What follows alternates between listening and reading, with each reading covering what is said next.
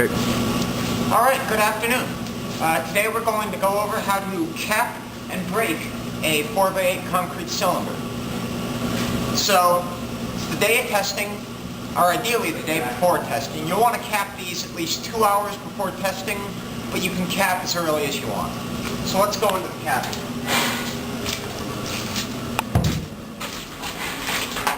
These are our sulfur pots. They should be plugged in, set to 265 degrees. Don't mess with the temperature. It's fine where it is. You're going to want to put on some protection. That stuff, again, 265 degrees, not something you want to take a bath in. We'll get a working apron. We also have arm protection. This usually has a tie on it. And also, gloves.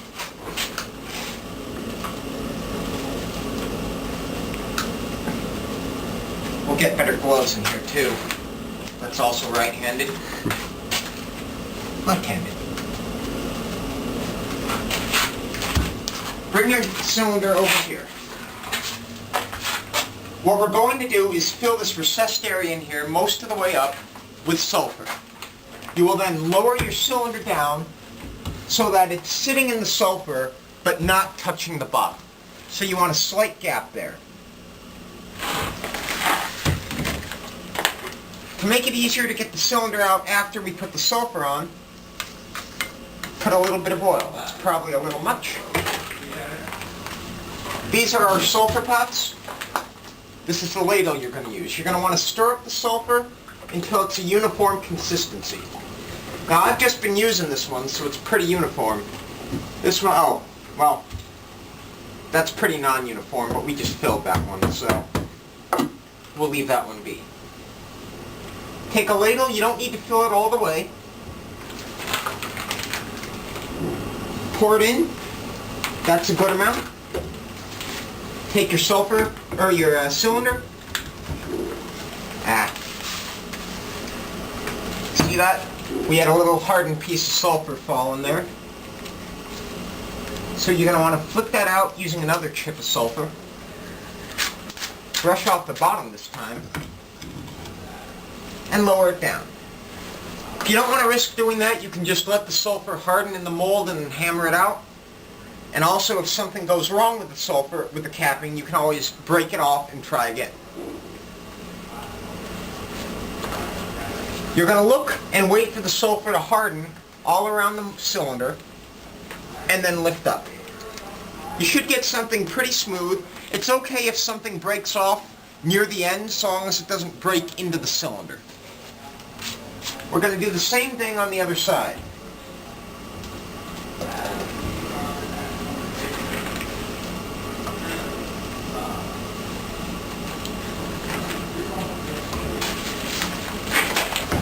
Lower it down and hold it.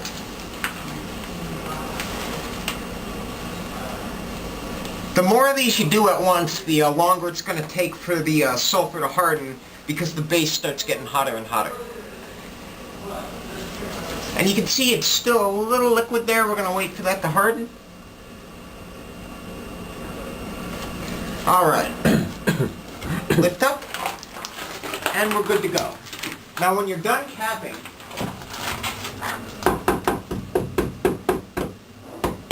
take the ladle out and check the level of the pot. If you look in there, you can see we're a little more than halfway down, so we're going to refill it. Take a scoop.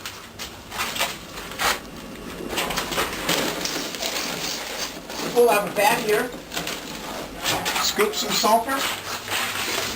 Pour it in.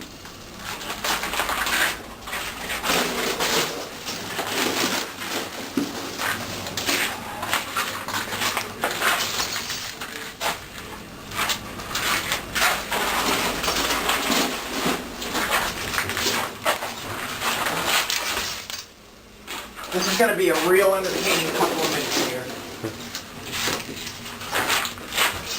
You can fast forward through this, I can't.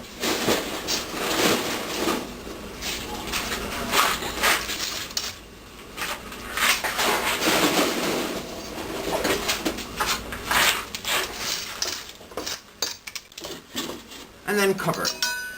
That way there's sulfur for everybody and we don't end up running out.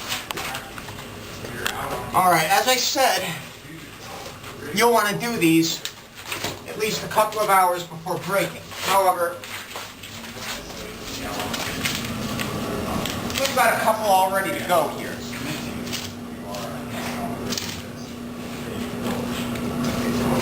You want to measure the diameter in 2 places and take the average. I think we can show, I don't know that we can easily show. Yeah, if you need help using the calipers, come see me. This isn't the kind of thing that lends it to a video. Now I've already taken the average here, and it came out to right around 4 inches. So I wrote down that average. The calipers, by the way, are stored in this box and this drawer. Make sure they find their way back. This is the compression test machine. You'll notice a series of spacers in here. There should be 2 big and 2 small, or 3 big. You should be able to slide your cylinder in with about a finger's worth gap, more or less. These need to be flush against each other on the top of this. You can't have a gap. So you can't spin this down to close the gap. You can't have that gap there. If you do, all the compressive force of that big cylinder is going to be carried by that little steel rod, and that can fracture. So if you need to, loosen this up, add spacers, and then tighten it up again. Right. I'm not to ever go above that. This here is the maximum this platform here can rise. If you try to force it above that, you'll jam the equipment, and then we need to go get a car jack and force it back down. Don't do that. Now, when you're breaking a concrete cylinder, you need to get safety goggles. This can throw concrete, so follow me over here. Just clean up a couple pairs here. Get the water off of that. It's okay. Yeah, that's not going to work. But you'll want eye protection. Even though I wear glasses, I usually grab a pair of these because it's a couple $100 for the glasses, $1.50 for these. Same with the sulfur. Wear eye protection if possible. Wouldn't hurt. Yeah, you really don't want to get sulfur in your eye. This is the compression test machine. What will happen is the black needle, as you load, the black needle will rise and push this red needle up.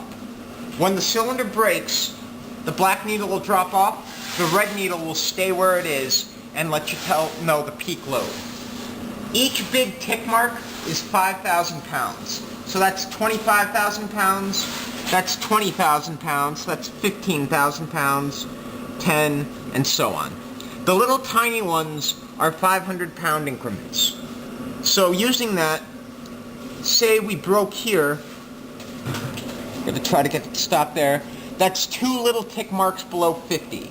So 50 minus 2 times 500 is 1,000, so 50,000 minus 1, 49,000 pounds would be our failure load. You'll want to make sure this is all zeroed before you start testing. It should be. You don't need to get the red lever all the way to 0. It'll get picked up by the black one as it goes. 4 switches here. This is the on-off switch. Pretty self-explanatory.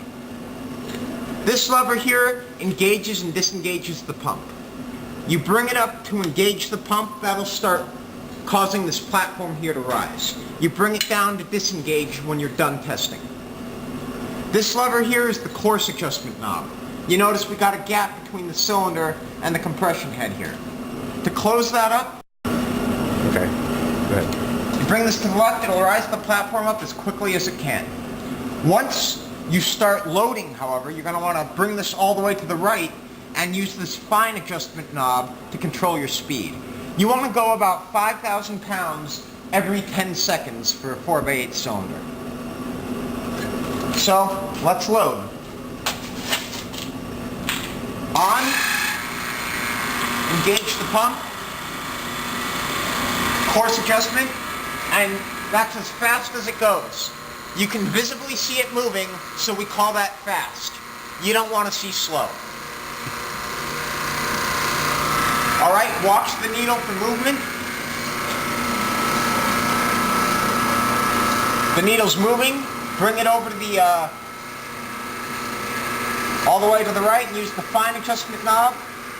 You want to pass about one big tick mark every 10 seconds. 1, 2, 3, 4, 5, 6, 7. We're going to slow it down a bit. 2, 3. Oh, wait until it gets to 20. 1, 2, 3, 4, 5, 6, 7. Again.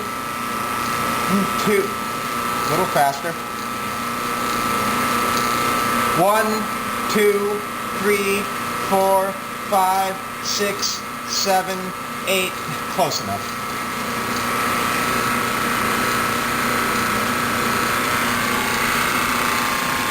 And you can see it's loading.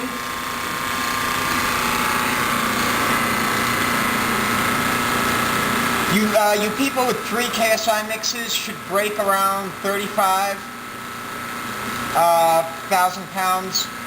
If you're at 5 KSI, you're going to be closer to 60 to 65,000 pounds. This mix is going to be a little shy of 5,000, I believe. We're at 28 days, and you can see it's going. You can see the concrete crumbling there. You can disengage the pump at this point to stop the test. And then turn off the cylinder, or the machine. Now, if you're at a higher strength, your brake will be more sudden. It'll tend to throw concrete. If we want to read this, we can see there's 50, 55, 60. We're one little tick mark above 60, so that's 60,500 pounds. Force divided by area gives compressive stress. When you're done with these, you'll want to record your stress, clean up,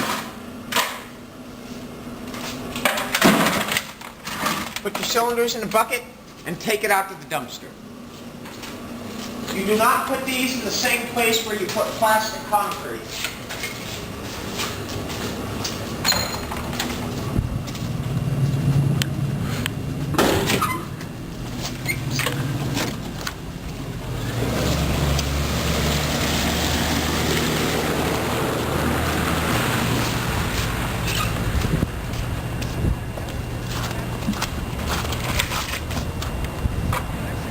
That's all there is to it. Good luck, stay safe, and happy mixing.